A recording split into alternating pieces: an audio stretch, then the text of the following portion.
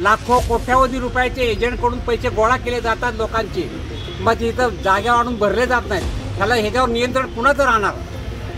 ह्याचं उत्तर कोण विचारणार? ह्याचा प्रश्न आहे जनतेला. जनतेचा वाली कोण आहे इथं आज? ह्या सातारमध्ये कोण आहे का नाही? का हे फक्त मतदानासाठी फिरतात इथं आमच्याकडं की मतदान द्या, मतदान द्या, अमकं करा, तमकं करा.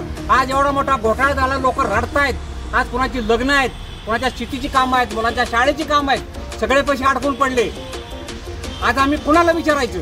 आम्हाला यात फसला जीव द्यावा लागेल, कारण आम्ही आमचा प्रपंच चालवू शकत नाही. आमची शेवटची पुंजी आम्ही या ठिकाणी आणून जमा केलेली आहे. 8 कोटी रुपये परस्पर पोस्टातनं 4 लाख, 5 लाख, 7 लाख एवढ्या मोठ्या प्रमाणावर रकमा विड्रॉल करून घेतलेल्या आहेत आणि विड्रॉल करून रकमा कॅश काढून घेतलेल्या आहेत.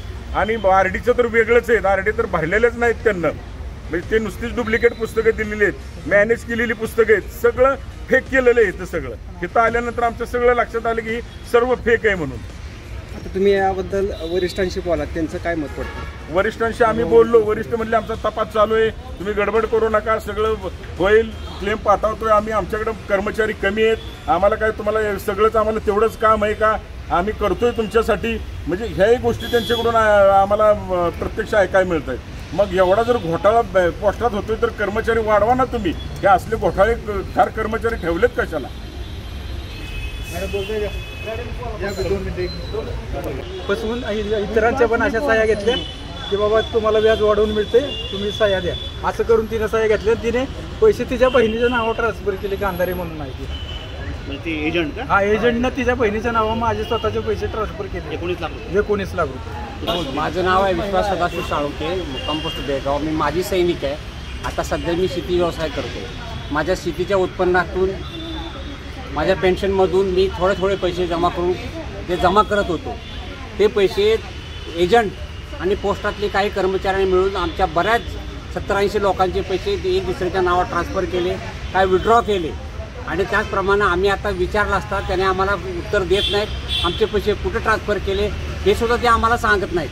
पूर्ण पैसे आमचे मिळावेत हीच आमची नम्रतेची विनंती आहे. आमच्या ह्यात आमची काही चूक नाही.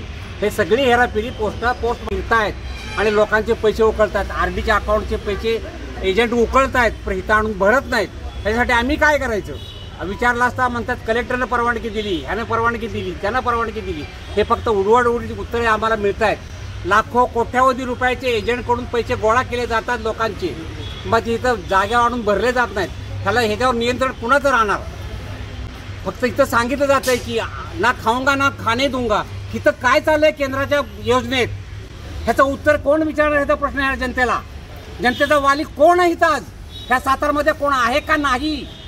का हे फक्त मतदानासाठी फिरतात इथं आमच्याकडं की मतदान द्या, मतदान द्या, अमकं करा, तमकं करा. आज एवढा मोठा घोटाळा झाला, लोक रडतायत. आज कुणाची लग्न आहेत, कुणाच्या शेतीची कामं आहेत, मुलांच्या शाळेची कामं आहेत, सगळे पैसे अडकून पडले. आज आम्ही कुणाला विचारायचं?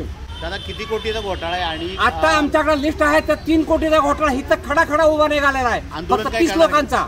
आंदोलन काय करणार? आंदोलन लागून काय करणार तुम्ही? उडवडीची उत्तर देणार आम्हाला आंदोलन करणारला.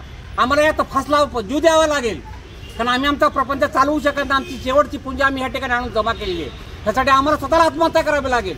तुमच्या आंदोलनाची पुढील दिशा काय असणार, भूमिका काय असेल? जोपर्यंत ह्यांचा आम्हाला निर्णय मिळत नाही तोपर्यंत आम्ही आंदोलनाची दिशा ठरवणार. ज्या दिवशी आम्हाला ह्यांचा निर्णय मिळेल त्या दिवशी मग आम्ही आंदोलनाची दिशा, पुढची दिशा ठरवू आम्ही.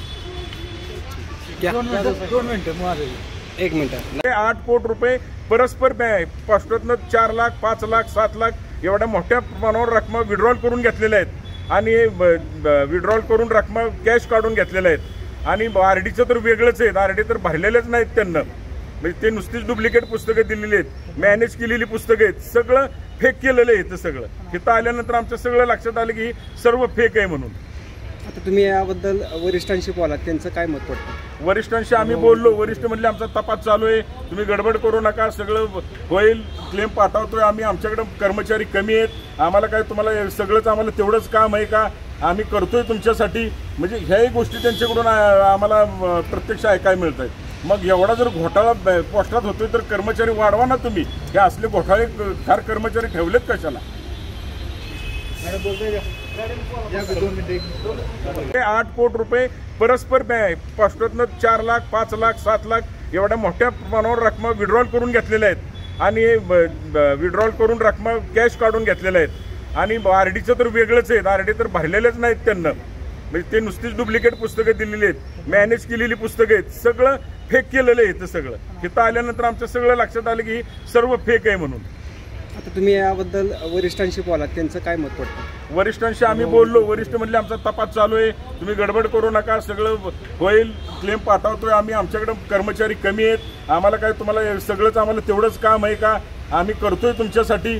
म्हणजे ह्याही गोष्टी त्यांच्याकडून आम्हाला प्रत्यक्ष ऐकायला मिळत आहेत. मग एवढा जर घोटाळा पोस्टात होतोय तर कर्मचारी वाढवा ना तुम्ही, हे असले घोटाळे फार कर्मचारी ठेवलेत कशाला?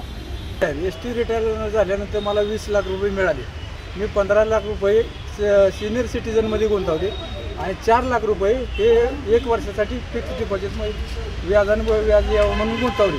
तर माझे 19 लाख रुपये उडाले. आता मला 1 रुपये महिन्याला व्याज मिळत नाही, माझा संसार चालत नाही. मला जे व्याज मिळत होतं त्याच्यावर माझा संसार चालायचा.